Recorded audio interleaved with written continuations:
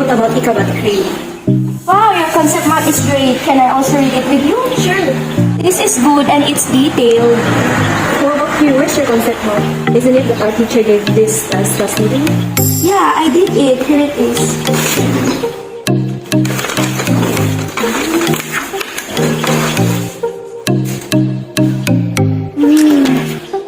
From the clip that is played, you notice that the students used a concept map. That concept map is a task by the teacher to measure if the learners can connect the events or ideas in the story. This is considered a classroom assessment. Before we move further, let's first define classroom assessment. Classroom assessment is a systematic approach to formative evaluation used by instructors to determine how much and how well students are learning. It is also a process in which teachers and students gather evidence of student performance to make decisions about further instruction and grading.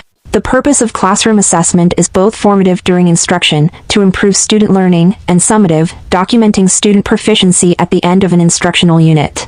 As defined by DepEd, classroom assessment is the process of gathering evidence of what a learner knows, what the learner understands, and what the learner can do. The classroom assessment has two types. These are formative assessment and summative assessment. Formative assessment may be integrated into all parts of the lesson, before the lesson, during the lesson, and after the lesson. Formative assessment refers to a wide variety of methods that teachers use to conduct in-process evaluations of student comprehension, learning needs, and academic progress during a lesson, unit, or course. Formative assessments help teachers identify concepts that students are struggling to understand, skills they are having difficulty acquiring, learning standards they have not yet achieved, so that adjustments can be made to lessons, instructional techniques, and academic support. Formative assessment builds students' process of teaching and learning to learn skills by emphasizing involving students as partners in that process.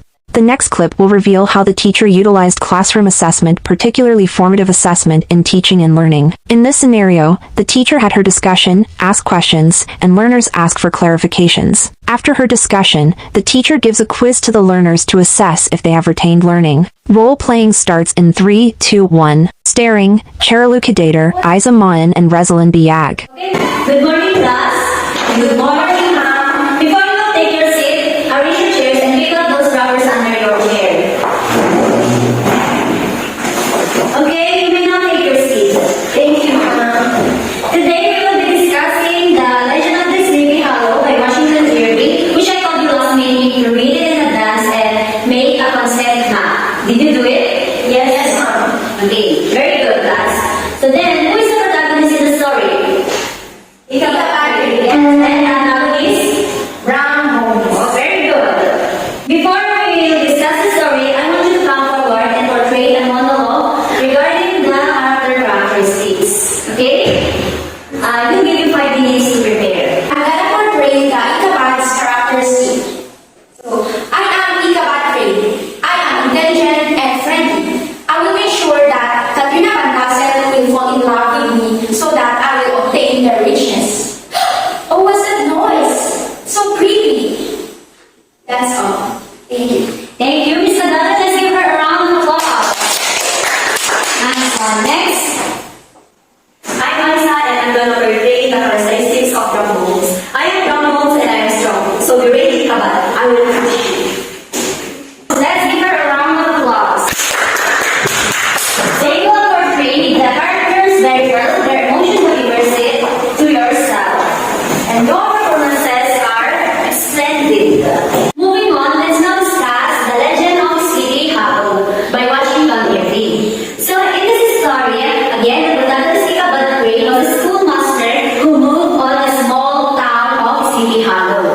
The teacher is discussing the legend of Sleepy Hollow. Now, what did you learn from that story? Oh, Mr. Rio? The moral lesson that I learned in the story is to be careful and not to let our fears and superstitions control us and avoid letting greed and envy drive our actions. Very good, Miss Charlo. Well said. If you are intelligent but then you are superstitious, it is not good. There is always a limit on those things, right? Very good. Next, what is the main theme of the story? Of the story list? Oh yes, Miss Isa. The theme in the story is love can lead to pain. Yes. So that is all about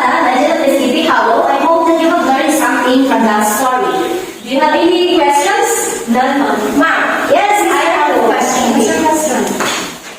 Who wakes up the tree where the headless horse resides? It is Ichabod Crane. His tears was the reason why the tree was awakened. Okay, ma'am, thank you. Any more clarification? None so far. Okay. If not, then prepare one half lengthwise for your queen. Yes.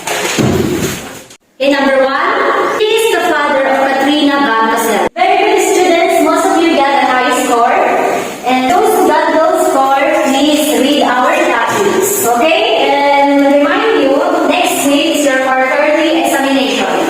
And please review our lesson, especially the literature that we have discussed. Those will be included in your examination.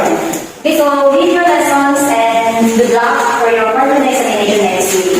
Aside from the video, other examples of classroom assessment, typically formative assessment, are reflection, observation, survey, journal entry, thinking map, and verbal explanations. Another type of classroom assessment is summative assessment. This is a type of course evaluation that happens at the end of a training or program. It is the process of assessing the student's knowledge, proficiency, and performance by comparing what they know with what they should have learned. Summative assessment is used to measure the different ways learners use and apply knowledge, understanding, and skills. The components of this are the following.